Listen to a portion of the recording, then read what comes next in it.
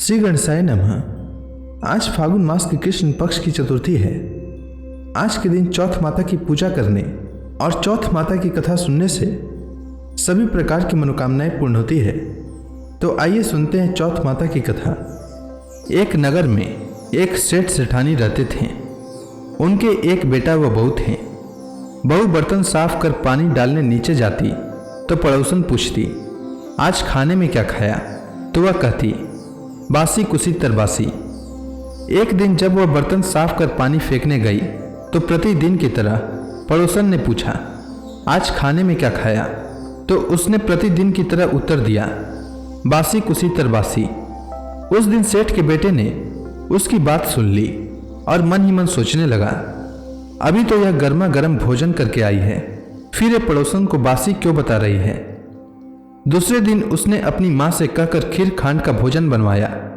माँ, बेटा और बहू ने साथ बैठकर प्रसन्नता से भोजन किया। बहू बर्तन साफ कर पानी डालने नीचे गई तो पीछे पीछे उसका पति भी गया। आज भी हमेशा की तरह पड़ोसन ने पूछा, आज खाने में क्या खाया? तो उसने प्रतिदिन वाला उत्तर दिया, बासी कुसी तरबासी। उसके पति को बहुत गुस्सा आया। रात्रि होने का इंतजार करने लगा। जब रात्रि में पत्नी कमरे में आई तो हाथ पकड़कर बोला, मेरे सामने खीर खांड के भोजन करके आई है, फिर पड़ोसन को बासी भोजन क्यों बताया? तब वह मुस्कुराकर बोली कि यह आपके पूर्वजों की कमाई है।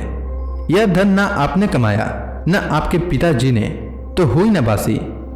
यह सुनकर उसने परदेश जाने का विचार कर सुबह उठकर माँ से बोला, माँ, मैं कमाने के लिए परदेश जाऊंगा। माँ ने कहा, अपने पास बहुत धन है, तुझे परदेश जाने की कोई आवश्यकता नहीं है।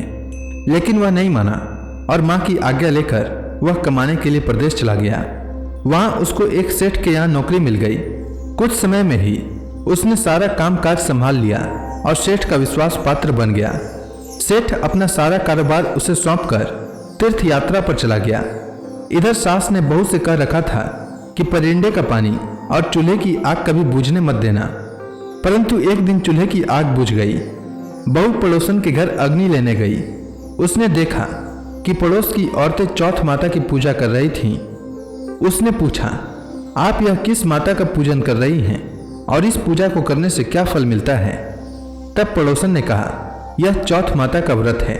इस व्रत को करने से स्त्रियों को अखंड सौभाग्य, उत्तम रूप, सुख और गुणवान संतान तथा बिछड़े का मिलन होता है। तब उसने बताया, मेरे पति परदेश गए हैं, मैं भी चौथ माता का व्रत करना चाहती हूँ, पर मेरी सास मुझे घर से बाहर नहीं आने देती हैं, तो मुझे कैसे मालूम चलेगा कि चौथ का व्रत कब आया? तब पड़ोसन ने कहा, बहू, तुम रोजाना एक डिबिया में एक दाना गेहूं रखते जाना। जब 30 दाने हो जाएं, उस दिन चौथ माता का व्रत रख लेना और शाम को चौथ विनायक जी का पूजन कर चंद्रमा को अर्घ देकर फिर खाना खा लेना। साहूकार की बहू को पड़ोसन के कहे अनुसार व्रत करते हुए बहुत समय बीत गए। चौथ माता ने सोचा कि यदि इसकी नहीं सुनी तो मुझे मानेगा कौन। तब चौथ माता ने साहूकार के बेटे को स्वप्न में जाकर कहा कि साहू का बेटा सो रहा है या जाग रहा है।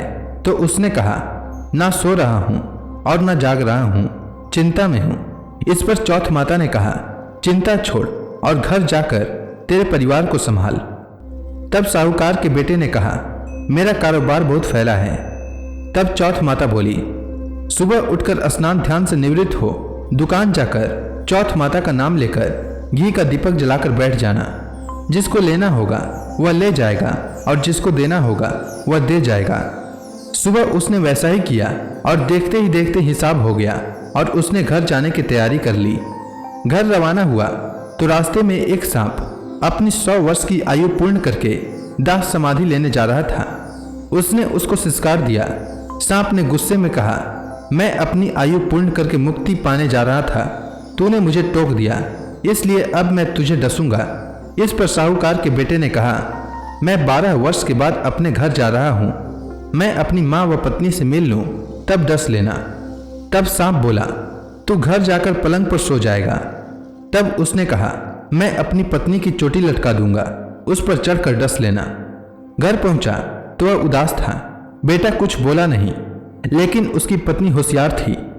सब बात पता करके उसके कमरे की एक सीढ़ी पर दूध दूसरी पर चूरमा, तीसरी पर बालू रेत, इत्र और फूल आदि रखकर चौथ माता से प्रार्थना की, हे चौथ माता, मेरे पति के प्राणों की रक्षा करना। अर्धरात्रि में सांप आया और दूध पिया, चूरमे व बालू मिट्टी में किलोले करा, फिर बोला, साहूकार के बेटे की बहू, सुख तो बहुत दिया पर वचनों का बंधा हूं, डसूंगा तो जरूर। तब चौथ बिंदायक जी ने सोचा, इसकी रक्षा तो करनी चाहिए। तब चौथ माता तलवार बनी और बिंदायक जी ढाल बने और सांप के टुकड़े हो गए। सांप की पूंछ का टुकड़ा उसकी जुत्ती में जाकर गिर गया। सांप ने सोचा, डसूंगा तो जरूर। तब उसकी पत्नी रोज कीड़ी को आटा डालती थी। तब सब कीड़ियों ने मिलकर उसकी पूंछ को खोखला कर दिया। साहूकार के बेटे को नींद नहीं आ रही थी। वह अपनी पत्नी के साथ चौपड़ पासा खेलने लगा। सुबह देर तक जब बेटे बहू नहीं उठे तो साहूकारनी जगाने गई तो सीढ़ियों पर खून ही खून देखकर जोर जोर से रोने लगी कि मेरा बेटा बहू को किसी ने मार दिया। रोने की आवाज़ सुनकर बेटा बहू उठे और बेटे ने कहा, माँ, हमारा दुश्मन मरा है, यहाँ सफाई करवाओ, तब हम बाहर आएंगे। माँ ने वहाँ सफाई करवाई। बेटा बहू नीचे आए। बेटे ने पूछा, मेरे पीछे किसी ने कोई धर्म पुण्य किया क्या? तो बहू ने हामी भरी। तब सास बोली, तू 4 समय खाना खाती थी, तूने क्या धर्म किया? तब बहू बोली, मैं चौथ बिंदायक जी का व्रत करती थी। एक समय का खाना पानी वाली को देती, दूसरी बार का गाय के बछड़े को, तीसरी बार का जमीन में गाड़ देती और चौथी बार का चांद को अर्घ देकर स्वयं खा लेती। मैंने बनिए की दुकान से पूजा का सामान मंगवाया, उसका हिसाब कर देना। सास ने पानी वाली से पूछा तो उसने कहा, महीने की हर चौथ को मुझे खाना देती थी। बछड़े के मुंह से फूल गिरने लगे। जमीन में खोदा तो सोने के चक्र मिले। बनिए से पूछा तो उसने अपना हिसाब बताया। फिर बहू ने कहा, अब चौथ का उद्यापन करना है। सास बहू ने चौथ माता का उद्यापन धूमधाम से किया और सारी नगरी में कहलवा दिया कि सब कोई चौथ माता का व्रत करना। साल की 13 चौथ करना, 13 नहीं तो 4 करना, 4 नहीं तो 2 चौथ माता का व्रत तो अवश्य ही करना चाहिए। हे चौथ माता, जिस प्रकार आप साहूकार की बहू पर प्रसन्न हुई, वैसे ही सब पर होना और सबकी मनोकामना पूर्ण करना। तो प्रेम से बोली चौथ माता की जय।